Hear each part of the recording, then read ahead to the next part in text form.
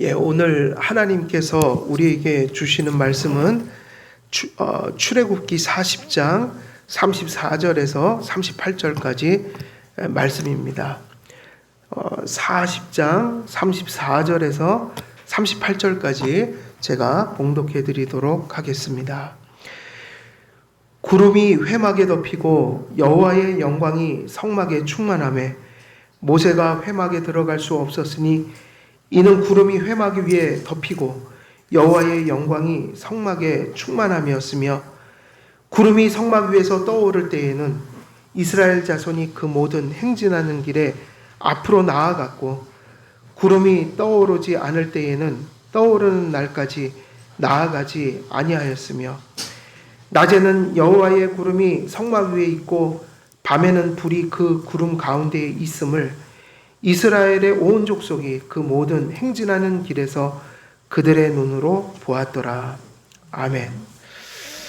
오늘 이제 출애굽기 40장 말씀 중에 이제 마지막 대지 또 전하도록 하겠습니다. 오늘 말씀 전하는 본문의 대지는 말씀대로 세워진 그 성막에 하나님의 구름과 영광이 임하였다. 그래서 오늘 이 34절에서 38절을 보면 하나님께서 명령하신 말씀대로 그 모든 것을 이행했을 때 그 성막에 하나님의 영광이 임했고, 그 영광을 가리키는 표였던 구름이 성막을 덮었다고 이렇게 기록이 되어 있습니다. 모세가 모든 것을 하나님께서 명령하신 대로 이행하되 모든 것을 하나님께서 주신 순서대로 따라했습니다. 우리는 이러한 모세가 하나님의 일을 이루어가는 모습 속에서 예배의 규정적 원리라는 것을 발견하게 되는 거죠. 모든 것이 그렇지만 특별히 우리가 하나님 앞에 예배할 때 그 예배의 정신과 형식이라는 것이 하나님의 말씀에 없는 것을 해서는 안 된다. 하나님의 말씀이 명령하시고 규정하신 대로 그러한 원리를 따라 예배의 그 순서를 교회는 규례로 갖고, 또 그러한 형식 안에 하나님을 향한 믿음과 예배의 태도와 정신을 담아서 그렇게 예배할 때 오늘 말씀대로 하면 그러한 예배, 그러한 삶 속에 누가 임재하시는 겁니까? 하나님의 영광이 임한다. 우리 안에 계신 성령님이 영광을 받으시고 우리 안에 역사하시며 우리와 교제하신다. 모세는 자신의 사사로운 소견을 따라 하나님께서 주신 제도를 변형시키지 않았어요. 그 어떤 것도 토시 하나까지도 하나님께 들은 대로 그대로 했지 무엇을 더하거나 무엇을 빼거나 이러지 않았다. 미세한 작은 것도 더하지 않았고 빼지 않았습니다. 이와 같이 할 때에 무엇이 임했냐면 하나님의 임재가 그곳에 머물렀고, 성막 안에는 영광이 가득했으며 그 성막 밖에는 그 영광을 가리키는 눈에 보이는 표였던 구름이 뒤덮였다. 이러한 예배의 규정적 원리는 사실은 성경에 자주 등장하죠. 노아의 방주 사건에서도 기록되어 있죠. 창세기 6장 22절에 보면 노아가 그와 같이 하되 하나님이 자기에게 명하신 대로 다 준행하였더라. 명령하시고 말씀한 대로 방주를 지었더니 그 방주가 구원의 방주가 되었죠. 만일 말씀대로 하지 않았으면 아마 홍수가 났을 때 그 배는 깨지고 말았을 거예요. 사실은 그 성경에 나온 정도의 홍수가 일어났는데 그 배가 깨지지 않은 것은요, 기적이었어요. 말이 안 되는 거예요. 그 시대에 무슨 조선술이 얼마나 발달했겠어요. 나무 가지고 만든 거 아니에요. 그죠? 사실은 그거 자체가 기적이에요. 절대로 노아의 방주 자체가 노아의 홍수를 그 심판을 막아낸 게 아니다. 하나님이 명령하신 대로 지을 때 그 물질적이고 물리적인 배 이상의 보호가 그 배에 임했던 거죠. 칼빈은 그런 얘기도 해요. 그 배를 역청으로 다 막았고 메웠고, 그리고 홍수가 날 때 상당한 기간 그 모든 창문까지도 다 닫았다고 돼 있어요. 짐승을 거기다 얼마나 많이 집어넣어놨는지, 거기서 아마 오물과, 그죠?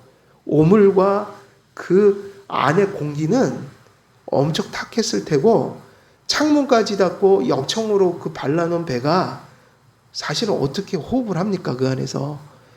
그것은 하나님의 역사가, 기적이 그 안에서 많은 시간을 버티게 한 거예요. 칼빈도 그렇게 주석을 했어요. 그거는 배 자체가 사람이 견딜 수 있는 환경이 아니었다. 그러니까 그게 무슨 얘기냐면, 배도 필요했지만 그 배가 아무리 대단해도 사람이 물질로 만든 배이기 때문에 그 배에 하나님의 능력이 더해지지 않으면, 사실은 배가 심판을 견디게 한 게 아니라 하나님이 심판을 면하게 해주신 거죠. 우리는 그걸 기억해야 돼요. 하나님은 항상 도구와 수단과 2차 원인을 사용해서 우리를 살아가게 하시죠. 근데 사실은 하나님이 모든 것을 우리로 하여금 살게 하신다는 사고로 살아가야 돼요. 2차적인 수단이 있고 노력이 있고 우리의 판단이 있지만, 그런 모든 것에 하나님이 함께 하시지 않으면 그 모든 것이 아까 우리가 찬송한 것처럼 모래 위에 지은 집과 같은 것이다. 신앙으로, 말씀으로 살아가지 않으면 아무리 대단한 것을 가졌고 아무리 대단한 것을 우리가 성취하더라도 그것이 우리를 구원하지 못한다는 거예요. 하나님은 수단을 사용하지만 수단이 효과가 있게 하시는 분은 하나님이세요. 우리가 양식을 먹고 살아가지만 양식을 아무리 잘 먹어도 하나님이 건강을 주시지 않고, 혹은 우리로부터 우리의 영혼을 거두어 가시면 그 모든 것을 먹고 마시는 것이 아무런 소용이 없게 되는 거예요. 그래서 우리는 2차적 원인이나 수단을 숭배하지 말고 그것을 통해서 그것을 주신 손길에게 감사를 하며 의식을 하며 살아야 된다. 비록 2차적인 수단을 사용할 때도 하나님이 이것을 주셔서 내가 살아가지, 이렇게 생각하고 살아가야 되는 거예요. 언제나 우리가 그것을 잊어버리면 수단을 원인처럼 여기고 도구를 하나님처럼 숭배하여서 사실은 그 도구와 수단을 통해서 궁극적인 하나님께서 주시는 복을 누리지 못하게 되는 거죠. 노아가 만든 방주가 구원의 방주가 된 것도 모세의 명을 따라 건축된 성막에 하나님께서 거하시는 집이 된 것도 다 하나님의 명령대로 했기 때문이다. 모든 일들 속에서 하나님이 더 커 보여야 됩니다. 아무리 급해도 하나님께 묻고 가야 되고요. 아무리 좋아 보여도 하나님이 그것을 기뻐하시는 걸까? 아닐까? 이걸 먼저 생각하고 선택하며 살아야 돼요. 그래서 우리 속담에도 길이 아니면 어떻게 하지 말라고 그랬어요. 길이 아니면 가지 말라. 근데 길이 뭐죠? 우리에게? 사서삼경입니까? 뭡니까? 길이 우리에게. 우리의 길은 길이요, 진리요, 생명이신 예수 그리스도가 길이다. 그러니까 뭐가 제일 우선주의해야 돼요? 말씀이요. 우리의 판단이 항상 결정이 말씀에 비추어 합당한가를 살펴야 돼요. 종교개혁자들이 오직 성경, 솔라 스크립추라, 오직 성경을 종교개혁의 모토 중에 하나로 취한 이유가 구원과 구원받은 삶의 열매라는 것이 말씀에 대한 믿음과 순종이 없이는 이루어질 수 없기 때문이다. 우리는 믿음으로 구원받고 믿음으로 구원받았다면 그 열매로 순종을 낳죠. 이것이 구원이라고 부르는 거예요.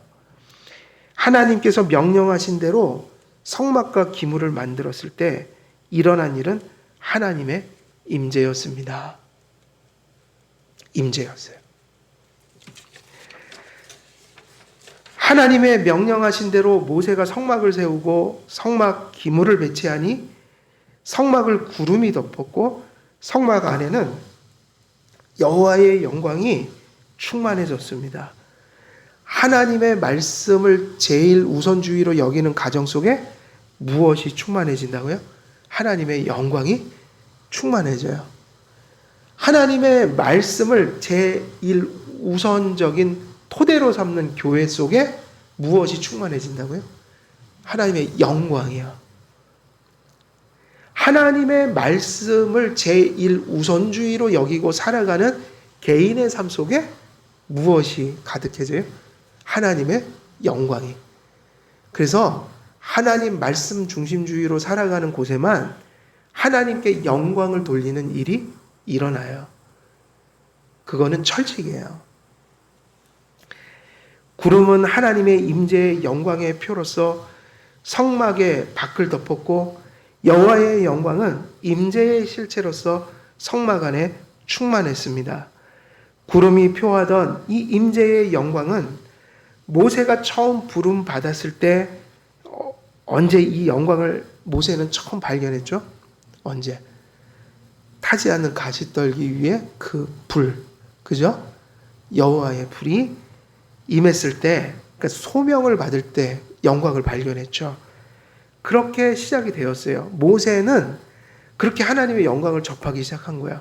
하나님의 부르심 속에서 소명을 받을 때 그죠? 그 광야에서 그 호렙산 그 가시떨기 나무 아래 타지 않는 불이 일어나서 하나님의 그 사자가 그 불꽃 가운데 임하는 걸 발견했어요. 그리고 출애굽 이후에 모세는 시내산에 올라가서 시내산을 통해서 모세와 그 백성들은 하나님의 영광을 또 발견했죠. 그리고 이제 그 영광이 시내산은 무엇의 상징이에요?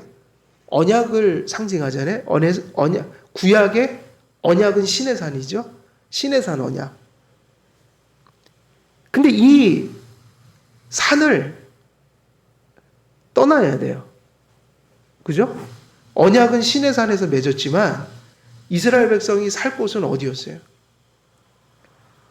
가나안이었잖아요. 그래서 시내산에 하나님의 영광이 머물러 있을 수가 없었어요.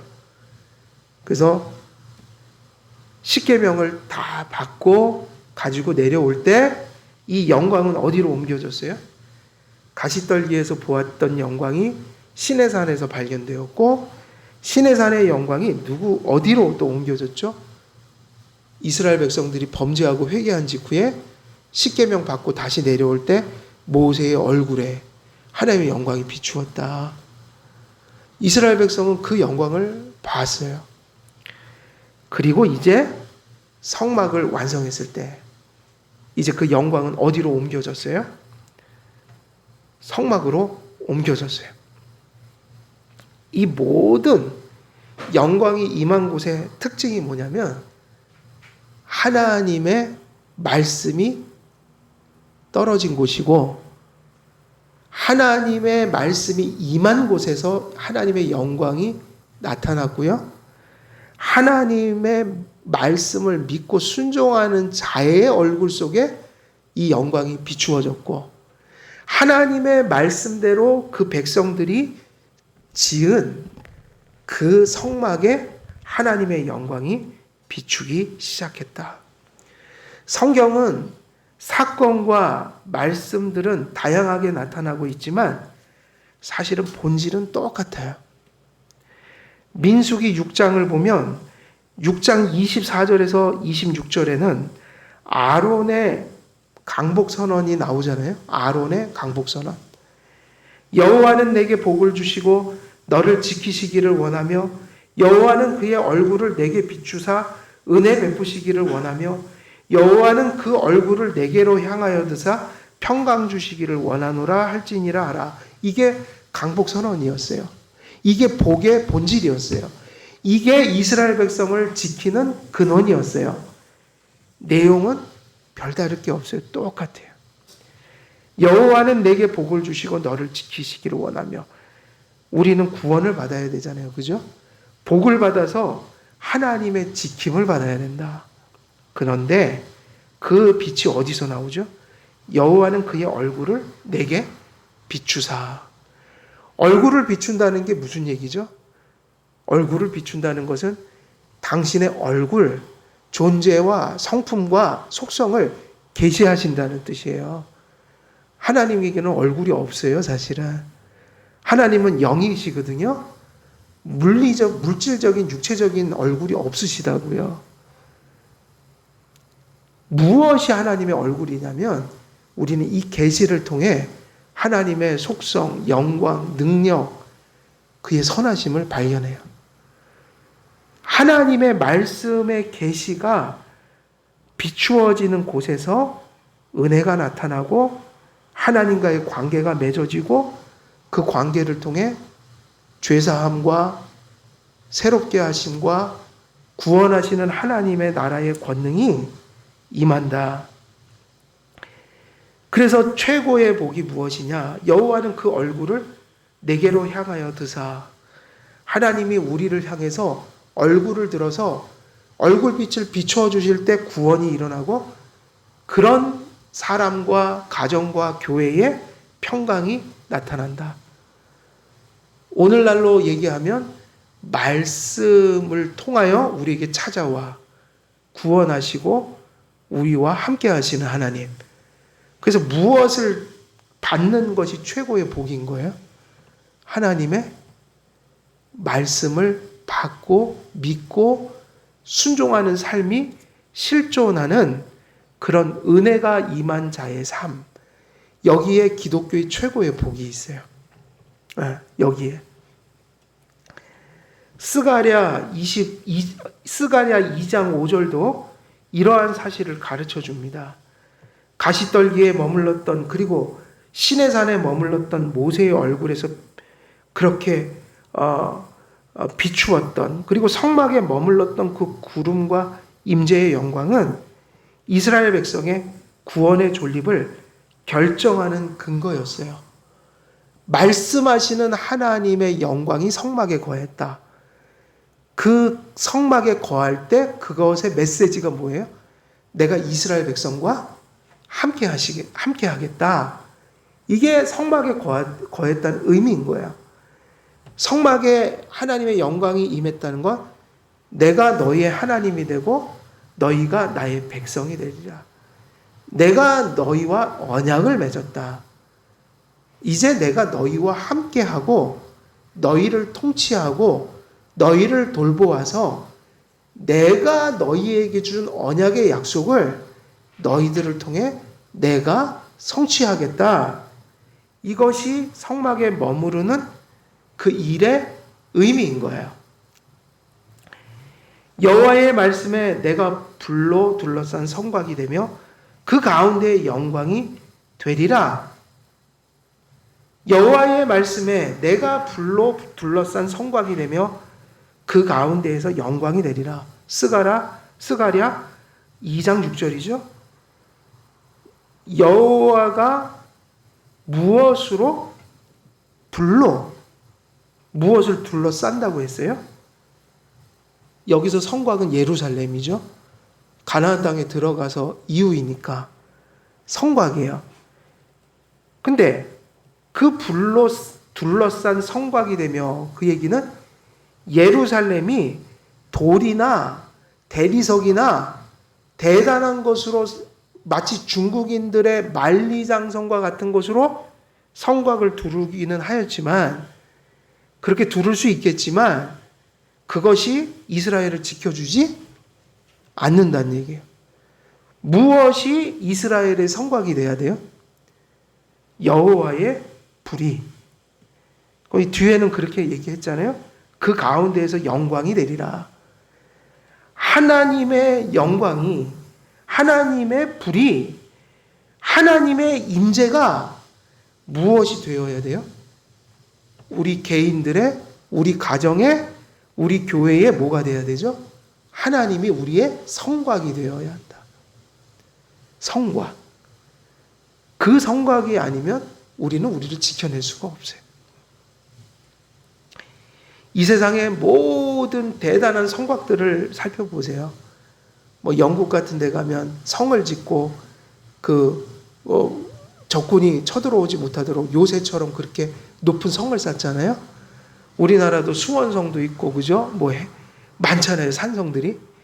만리장성이 있고. 근데 그게 다 지금은 의미가 없어요. 그죠? 이제 사람들이 무기가 발달해서 웬만한 건 다 하늘에서 끝장을 내버려요. 성경에 보면 마귀가 우리에게 불화살을 쏜다는 얘기가 있어요. 시험한다, 유혹한다, 공격한다. 웬만한 성곽은 훌쩍훌쩍 뛰어넘는 신무기들이라. 우리나라 천궁, 그죠? 또 뭐 있죠? 천궁 말고? 네? 멋있더라고요, 이름이. 무기들도 멋있게. 대한민국이 자랑스러워요. 천궁. 다 그 활궁자 써서 지은 건데, 중요한 거는, 그러나, 그것만 가지고 되는 게 아니에요. 누가 성곽이 되어 주셔야 된다고요? 역사의 수레바퀴를 돌리는 분이 누구세요? 하나님이시잖아요. 하나님께서 가정과 교회와 개인과 이 나라의 성곽이 되어 주셔야 한다. 성곽이. 이러한 여호와의 영광의 가시적인 현현이요 임재의 표인 구름은 홍해에서 처음 나타나 출애굽기 20장의 시내산 정상에서, 그리고 그것이 진영의 중심인 성막에 임했습니다. 구름은 여호와의 임재의 영광을 표하는 것이었고, 이 구름과 관련해서 이 구름이라는 말의 그 어원은 덥다라는 말에서 나왔어요. 덥다. 그래서 이 덥다라는 동사는 구름과 혹은 성막, 이것의 어원이 돼요. 덥다라는 말이. 그래서 이 덥다라는 말이, 이 동사가 어떤 의미들을 더 가지고 있냐면, 덥다, 구름이 뒤덮다, 이럴 때 그 의미는, 그래서 구름과 성막은 상당히 밀접한 관계를 가지고 있어요. 언어상. 그래서 이 구름과 관련해서 이 덥다라는 동사가 성막이라는 말에서 나온 어원과 같은 어원이다. 그러니까 구름이 덥다라고 할 때 그 덥다라는 동사는 어떤 단어의 어원과 같아요? 성막이라는 단어의 어원, 어근, 이것이 같다. 그러면 이 덥다라는 말과 성막이라는 말의 어원인 그 단어가 어떤 뜻을 가지고 있냐면, 거주하다, 정착하다라는 뜻이 있어요. 그래서 헬라어에 보면 그 예수님께서 너희는 내 안에, 나는 너희 안에 거한다, 이렇게 할 때 그 거한다는 헬라어가 어떤 뜻이냐면 이 비슷해요. 여기서 거주하다, 정착하다라는 말은 일시적인 의미가 아니라 정주한다는 의미거든요. 어디에 주저앉는다는 뜻이에요. 거기에 아예 정착해버린다. 하루 이틀 머물고 간다는 의미가 아니라 거기를 거주지로 삼는다는 의미인 거야. 그래서 헬라어에서도 매노라는 단어일 거예요, 아마. 제가 좀 잘 또 잊어버렸을 수도 있는데, 그 매노라는 단어는 그 거한다라는 말은 영주한다. 집을 짓고 아예 거기서 터를 잡고 산다. 이 얘기인 거야. 그러니까 너희가 내 안에, 내가 너희 안에 거한다는 얘기는 뭐예요? 예수님이 오셨다가 우리 조금 부족하면 떠나, 이런 게 아니라 한 번 오신 분은, 우리 안에 거하신 분은 떠나지 아니하신다는 뜻이라고요. 모든 상황 속에서, 모든 일들 속에서, 순경과 역경 속에서, 심지어는 우리의 죽음의 자리에서까지. 여러분, 하나님께서 우리와 함께 해주시는 게 너무 중요하죠. 그죠? 가능하면 우리가 태어날 때도, 그죠? 믿는 가정에 태어나서 그렇게 하나님의 약속을 받고 태어난 게 얼마나 좋은 일이에요. 근데 저는 안타깝게도 성장해서 믿었어요. 성장해서 믿었어요, 저는. 근데 사실 엄마 뱃속에서부터 믿고 태어난 아이들은 정말 축복받은 아이들이에요. 그죠? 그 출산의 시간에도 기도를 받고 태어나고 하나님이 그 아이들과 함께 하신 거예요. 살아가면서 장년이 되고 청년이 되고 장년이 되고 중년이 되고 노년이 되고 그런 우리 전 삶 속에 하나님이 함께 하시는 것도 중요하지만 사실은 그것보다 더 중요한 게 하나 있어요. 이 하나님이 우리와 함께 해주시는 거. 그래서 이 함께 해주시고 거주한다는 것이 언제 정말 중요해질까요? 여러분 이런 기도 하셔야 합니다. 정말 우리는. 이 기독교인이라면 이런 의식을 가져야 돼요. 살아서 하나님께서 함께 해주신 것도 중요하지만 정말 중요한 건요. 우리가 이 땅을 떠날 때 하나님 함께 해주셔야 돼요. 우리의 호흡이 끊어질 때 하나님이 함께 해주셔야 천국으로 넘어가는 거예요. 무슨 얘기인지 아시겠어요? 이 땅에서 은혜 받고 잘 사는 것도 중요하지만 진정한 크리스찬이라면 그걸 기도하는 사람이에요. 우리가 은혜 속에서 주님과 동행하다가 언젠지 모르지만 언젠가는 우리가 홀로 그 죽음을 맞이할 텐데 하나님 바로 그 죽음의 순간에 주님 나와 함께 해주소서. 여러분 살아서 함께 하시는 것보다 죽는 순간에 하나님 함께 해주시는 게 더 중요한 일이란 말이에요. 오늘날 모든 사람들이 세속에 빠져 있어요. 그래서 그거를 소망하지 않아요. 내세를. 말이 천국 지옥 얘기하고 내세가 어쩌고 저쩌고 얘기하지만 실제로는 모든 관심은 자녀들에게도 내 자신에게도 우리가 살아가는 대부분의 사람들이 다 무엇에 다 관심이 쏠려 있어요? 사는 문제만 생각하지 내 자신과 내 자녀와 내 주변에 있는 사람들의 내세를 생각하지 않는 시대가 돼버렸다. 그게 뭐냐면 세속화가 됐기 때문이에요. 저는 우리 가은이도 그렇고 주은이도 그렇고 언제나 구원이 하나님의 주권에 있고 하나님께 달린 것을 알기 때문에 언제나 저 아이들 잘 때 이렇게 바라보면요. 지금도 깨지기 쉬운 연약한 질그릇 같은 아이들 하나님 저 아이들이 살아있는 동안 꼭 붙들어 주시고 그 기도도 하지만 마음속에서도 간절함이 일어나는 게 뭐냐면 아무리 이 땅에서 잘 살고 그래도요.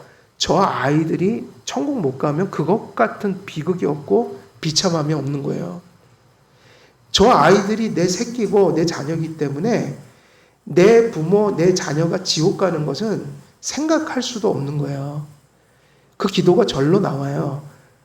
저 아이들에게 믿음의 표를 빨리 주옵소서. 그래서 유아세례 받기 전까지 저 매일 마음을 졸였어요. 솔직히 말하면. 그 졸임이 있었다고요. 가슴 띵이.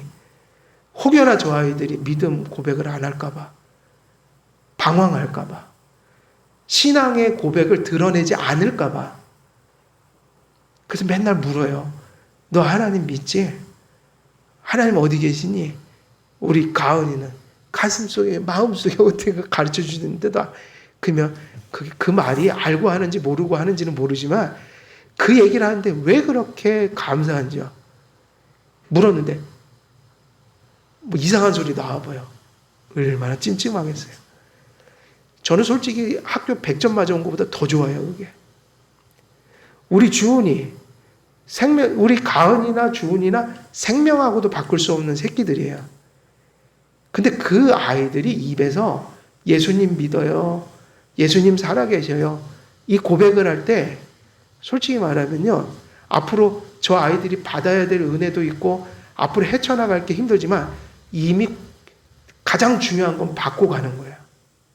신앙 고백이 있잖아요. 가슴 속에. 어떻게 내 새끼를 살아가는데 그 아이들의 내세와 예수님을 믿는다면서 그 아이의 구원을 고민하지 않고 간절히 구하지 않고 그 아이들의 그 입술 속에서 나온 신앙의 고백이 세상에 어떤 것만 못할 수 있겠냔 말이에요. 그게 있을 수가 없는 일이라고요. 기독교 가정에서는. 그래서 크리스찬 가정은요, 모든 일들을 결정할 때 가장 무엇을 중심에 두고 결정해야 돼요? 무엇이 우선이어야 돼요? 신앙이라고요. 그 아이들이 신앙을 지키고 갈 수 있는 길을 열어줘야 된다고요. 기도해주고, 그리고 모든 세상의 일들을 해나갈 때 신앙을 저버리지 않도록 그 아이들이 할 수만 있으면 신앙의 유익을 받는 환경이 되도록, 그게 제일 1차적인 거예요.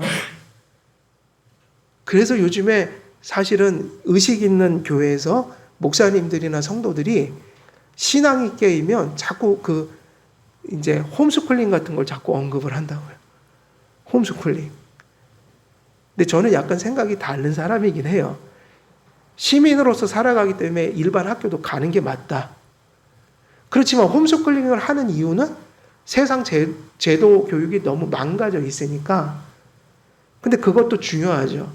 홈스쿨링하고 대안학교에 보내고 이런 것들이 그 아이들의 믿음의 유익을 위해서 보내는 거는 괜찮지만 오히려 그것이 더 세상에서 어떤 인정받고 이런 것을 위해서 한다면 그것은 옳지 않다고 봐요, 저는 사실은.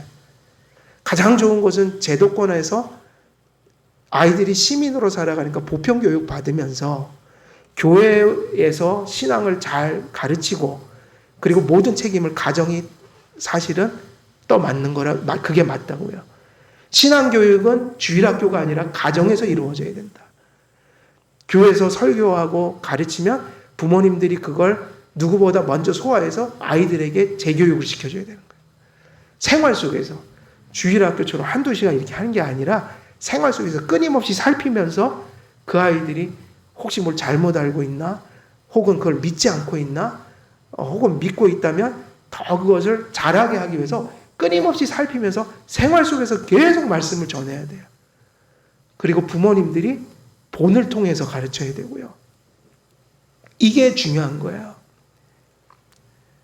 거주하다. 하나님이 우리가 태어날 때부터 같이 해주시고 믿음의 자녀들에게 그리고 살아가면서 이 험한 세상 하나님이 정해주신 그 생명이 우리에게 정해진 시간 동안 하나님이 동행하는 삶을 살고 그리고 가장 중요한 게 뭐라고요? 언제가 정말 하나님이 함께 해주셔야 하는 시간이에요? 언제가? 우리가 호흡이 끊어지는 순간. 저는 지금 기도하고 있어요. 저는 이제 50줄에 들어서면서 저는 지금 기도하고 있어요. 저는 모르니까요. 언제 갈지.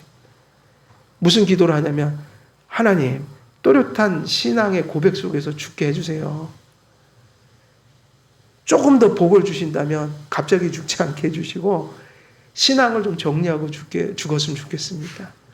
그리고 정말 큰 축복, 죽는 순간에 예수님 제 영혼 받아주세요. 그리고 우리 가족들 앞에서 그런 고백을 보이고 죽었으면 좋겠다. 근데 그것보다 중요한 게 있을까요? 그 순간이 제일 중요한 거예요. 그 순간이 천국과 지옥을 가르는 거라고요. 우리가 예수님 안에서 주님이 우리가 죽는 그 순간까지 우리와 함께 해주시는 은혜가 얼마나 중요한가. 태어나서 살면서 우리가 호흡을 마치면서 모든 생이 시작해서 마감되기까지 주님이 함께 해주신다. 여기서 말하는 그 거한다, 정착한다는 말은 신약에서 예수님이 우리 안에 거한다는 말과 같은 의미인 거예요. 감사해야 되겠죠? 약속하셨잖아요. 너희가 나를 믿으면 내가 너희 안에 그리고 너희가 내 안에 거할 것이다. 근데 어떻게 거하신다고요? 잠시 거했다 떠나가는 게 아니라 영원토록 함께 하신다. 여기서 죽을 때 그리고 내세로 넘어가면 영원히 하나님과 함께 사는 거야. 이게 거한다. 그래서 그런지 성막이라는 게 어디서 왔다고요? 이 단어에서 온 거예요. 어원이. 성막은 뭐 하는 곳이라고요? 하나님이 거하시는 곳이다. 그래서 성막에 여호와의 구름, 여호와의 영광이 임할 때 그렇게 이스라엘 백성들은 경건한 경외심 속에서 지극한 기쁨이 나타날 수 있었던 거예요. 성막에 영광과 구름이 임한다는 게 무슨 뜻입니까요? 너희는 내 거고 나는 너희의 것이다. 내가 너희와 어떻게 할 거다? 함께 할 거다. 이게 성막에 구름이 임한 의미고 영광이 임한 의미인 거예요. 이 은혜를 우리는 이제 어떻게 받을까요? 우리는 성막을 지을 수 없잖아요. 의미가 없잖아요, 우리에게는.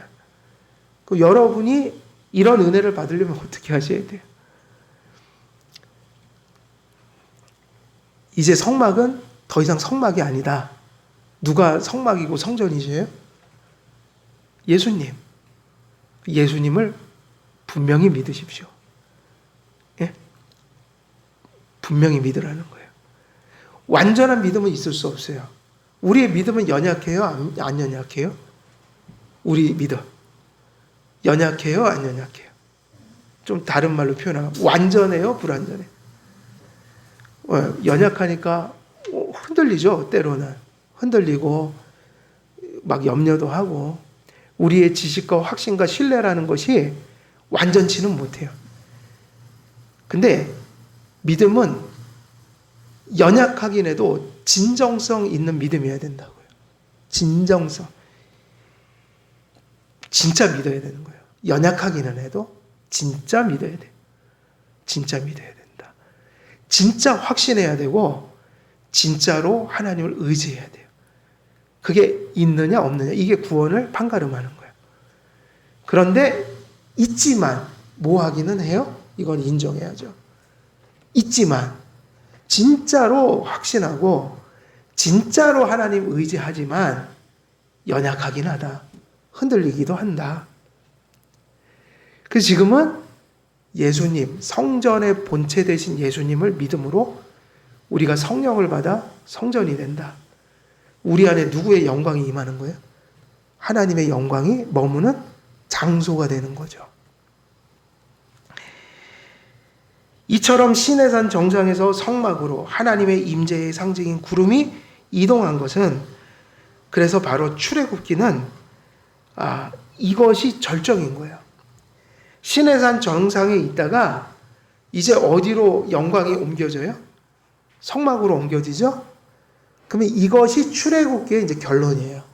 성막 지었다, 영광이 임하셨다, 출애굽기의 역할 끝.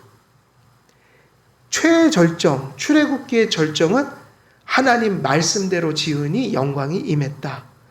이제 누가 함께 하신다? 하나님이 함께 하신다. 이게 절정이에요. 그리고 끝나요. 왜냐? 이게 너무 중요한 거니까. 사실은 우리가 오랜 기간 출애굽기 설교를 했는데 출애굽기를 모르면 레위기나 민수기나 신명기를 읽어도 하나도 이해할 수가 없어요. 출애굽기를 이해한 것은 이제 레위기, 신명기, 민수기를 이해하는 토대가 세워진 거예요. 왜냐? 나머지 책들은 출애굽기에서 하나님이 성취하신 일로 인해서 이후에 일어난 열매들이거든요. 그러면 출애굽기는 왜 여기서 결론을 낼까요? 성막의 영광이 임했다고 그러고 끝나버리잖아요. 왜 이것이 중요하냐면 이스라엘 백성이 이제 목표한 곳은 어디니까요? 가나안입니까? 근데 앞으로 이스라엘 백성들은 몰랐지만 우리는 성경을 가지고 있으니까 알죠. 이들의 그 운명을 알죠. 몇 년을 광야에서 헤매고 다녀야 돼요? 40년. 40년을 헤매고 다녀야 된다. 이 40년이라는 것은 하나님의 백성을 도가니 속에 집어넣은 거예요. 믿는 백성들을 어디다 집어넣은 거라고요? 연단의 도가니 속에 집어넣은 거라고요. 여러분, 군대도 그냥 보내지는 않아요. 국방부에서 사람을 받으면 훈련소에서 최소한 한 달은 훈련시키잖아요. 왜냐면 그러지 않으면 자대 배치 받으면요, 아무것도 못해요. 총도 못 쏜 채로 자대 입대를 받아야 돼요. 그 보니까 이 6주 훈련을 저도 받았지만 6주 이전과 이후는요, 완전히 달라요.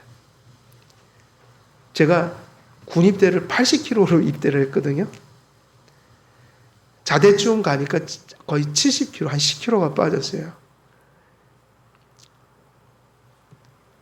입대할 때는 총을 못 쐈거든요.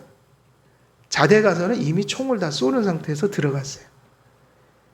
그리고 그 6주 동안에 놀랍게도 말하는 거, 행동하는 거, 자세까지 딱 군인이 돼 있었어요. 그 뭐가 딱 들었다고 그러죠? 군기가 들어갔고, 왜냐면 훈련소 가족들하고 이렇게 연병장에서 이렇게 하잖아요. 그러면 이제 줄 서갖고 뒤편으로 가면 이제 거기서부터 이제 군생활이 시작되는 거예요. 아, 알았죠. 근데 이제 제가 제대하고 나서 느끼는 건 군대 남자가 꼭 갔다 와야 한다. 한 번쯤은. 현실이 뭔지를 좀 깨닫게 되고, 현실 속에서 자신을 대처하는 법도 알고, 사회가 뭔지, 책임을 지고 사는 게 뭔지, 그리고 그동안에 내가 입었던 혜택들이 얼마나 감사한 것인지, 이런 것을 아주 뼈저리게 느끼고 오는 것이 군대예요. 그래서 군대를 갔다 오면 확실히 사람은요, 달라져요.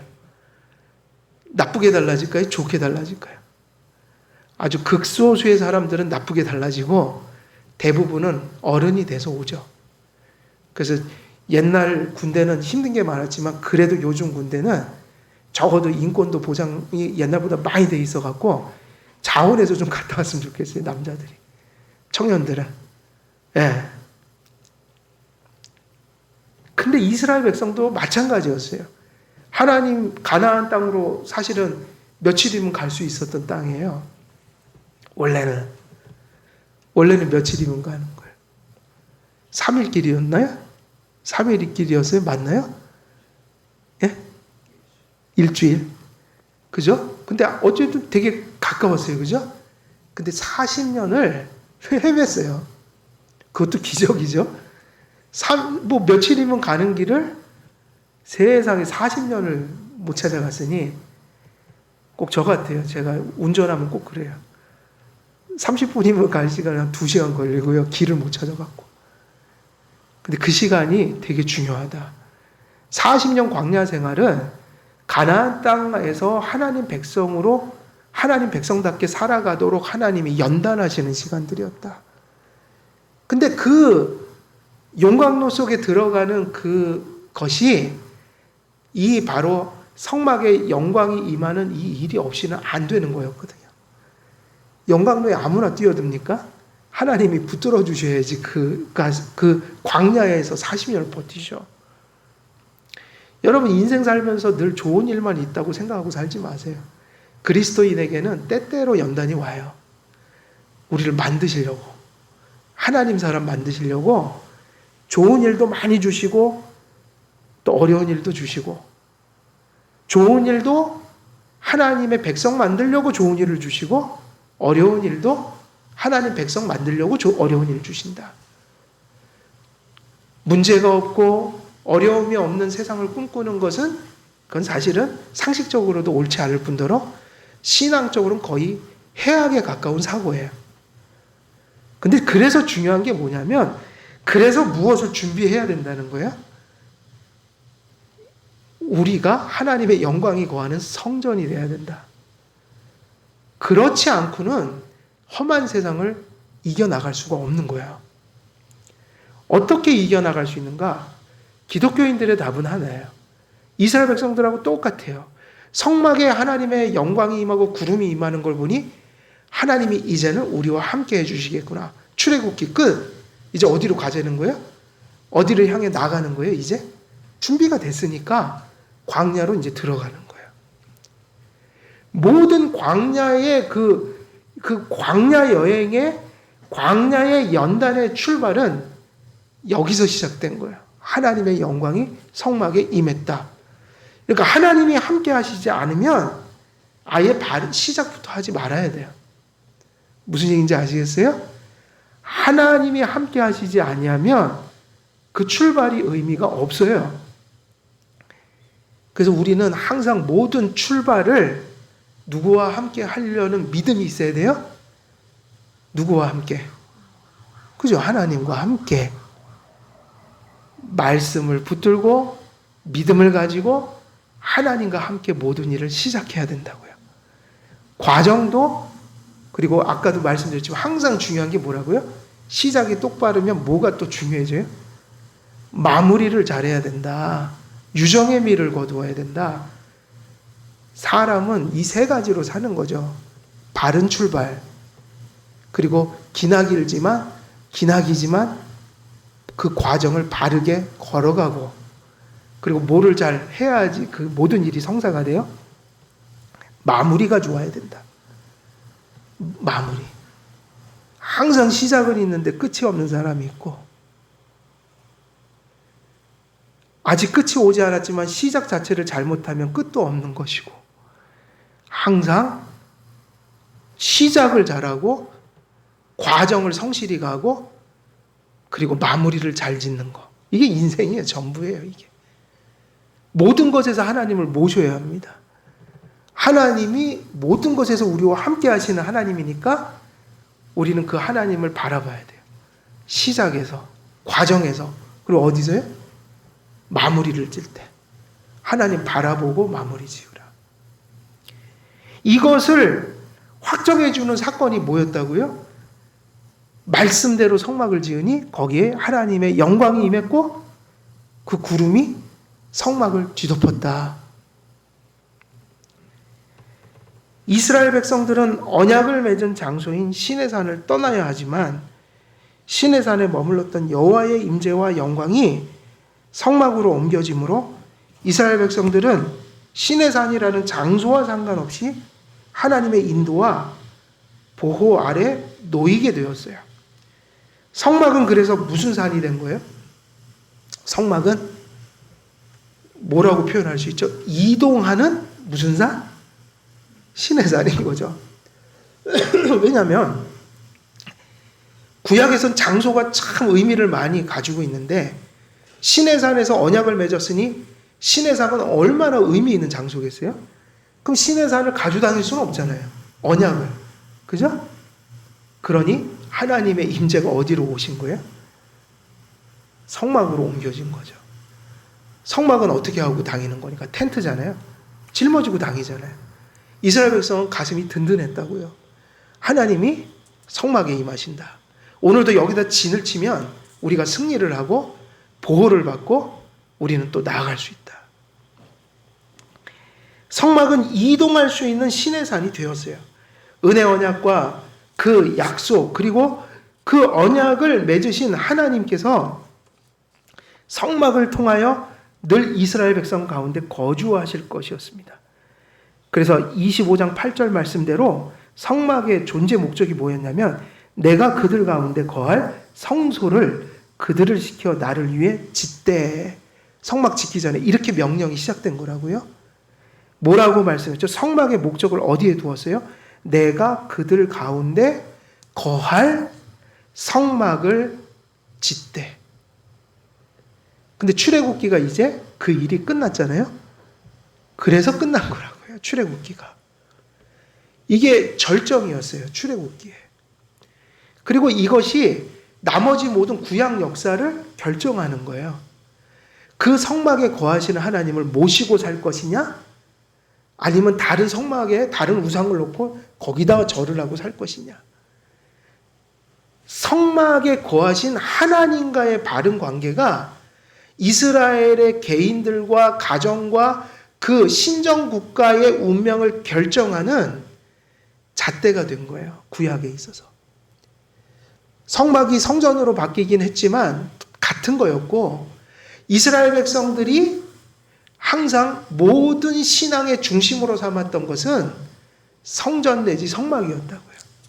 왜 중요한가? 언약을 맺으신 하나님이 우리와 함께 하신다는 상징이었기 때문에, 표였기 때문에. 여러분들의 인생도 오늘은 이게 영광과 관련이 돼 있잖아요. 그럼 이제 오늘 마무리를 좀 지면 시간이 없어서 지금 여기서 마쳐야 되겠는데, 오늘 내용을 좀 마무리를 지으면 영광이 임했다는, 우리가 영광이라는 거에 초점을 맞추면 여러분의 삶이라는 것이, 여러분의 삶이라는 것이 제일된 목적. 그죠? 이게 많이 들었던 거죠. 어디서? 제일된 목적. 이게 출애굽기 속에 충만해요. 뭐죠? 여러분의 살아가는 목적은 뭐가 돼야 돼요? 하나님을 영화롭게 하고 그의 영광은 곧 우리에게 선이 되거든요. 그래서 그에게 영광이 임한 곳에는 인생의 최고의 행복이, 복이 임하게 돼 있어요. 아까 그 민수기 6장 말씀이 그 얘기죠. 하나 여호와께서 그 얼굴을 들어서 비춰주니까 그게 우리에게 뭐가 됐어요? 지킴이 되고 평강이 되고 복이 됐잖아요. 하나님은 선하신 분이거든요. 그분의 영광은 우리에게는 다 복이 되는 거예요. 그래서 우리가 살아가는 목적이 뭐냐 그러면 하나님을 영화롭게 한다. 그죠? 영광을 돌리고 그의 영광에 속한 은혜들을 맛보는 것을 인생의 제일된 기쁨으로 알고 살아가는 것. 이제 우리가 살아가는 삶이 어떤 삶이 되어야겠는가? 말씀을 믿음으로 받아 예수님 그리고 삼위일체 하나님을 가슴속에 모심으로 우리가 뭐가 되는 삶이 되는 거예요? 성전이 되고 성막이 되는 삶.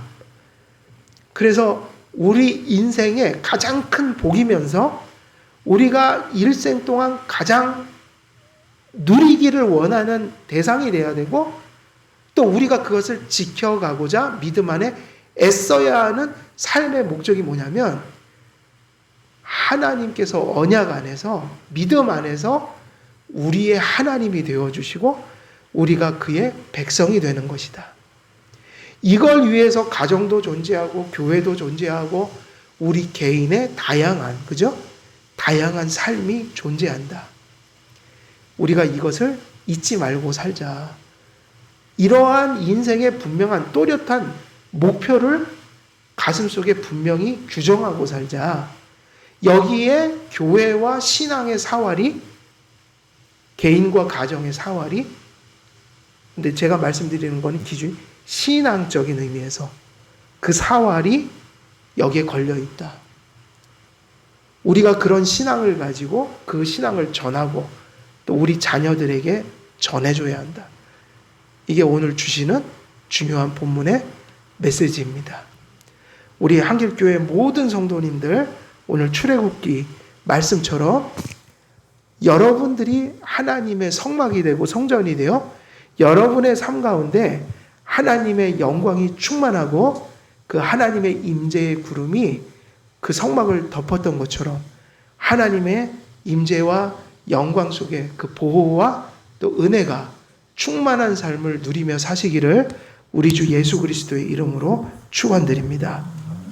기도하겠습니다. 살아계신 하나님 아버지, 오늘도 말씀을 전하였습니다. 말씀을 전한 대로 우리에게 약속하신 은혜들이 믿음을 가진 성도들에게 성취되게 하시고 은혜를 받은 우리들은 그 약속하신 것을 우리의 삶의 의미요 기쁨이요 목적으로 삼고 누리며 또 추구하고 살아갈 수 있도록 큰 은혜를 베풀어 주옵소서. 우리 모두가 성전이 되고 성막이 되어 하나님의 영광이 충만한 삶을 살며 그 영광 속에서 우리에게 부어지는 큰 기쁨과 만족을 얻으며 살아가는 우리 한길교회 모든 성도들 될 수 있도록 하나님 큰 은혜로 함께하여 주시옵소서. 감사드리옵고 우리 주 예수 그리스도의 이름으로 기도드리옵나이다. 아멘.